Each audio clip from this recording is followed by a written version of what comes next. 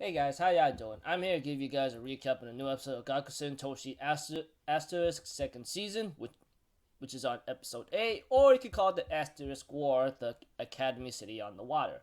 Now, this episode right here picks off in last week's episode where Ayato and Julius are getting ready to fight their final opponents for the finals or semi-finals, whatever round it is. But one thing for sure, it's not going to be a simple, easy task. That's for them.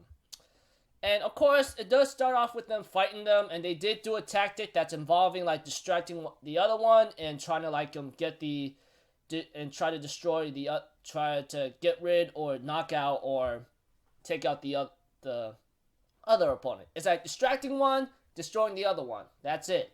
But apparently, it seems like the robot or that guy who ends up having a scar from Kirin Toto, which I've forgotten his damn name apparently.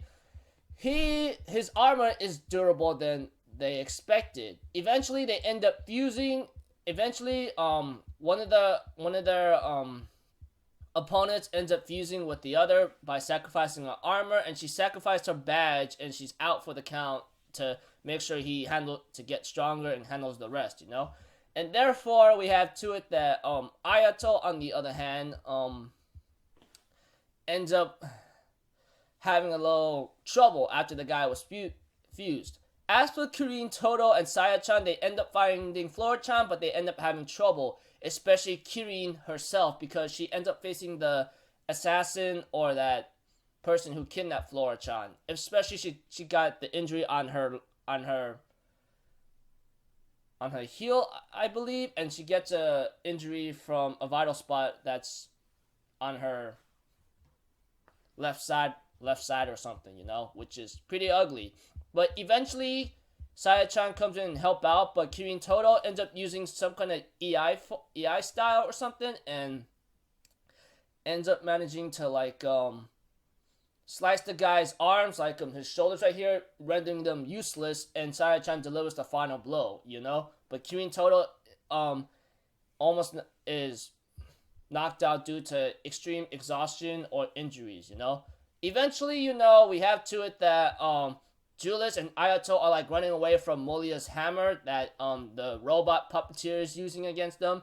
He trapped them into a cage apparently, but Julius managed to stop it one time with one of her defenses, but apparently she may not be able to hold that out again.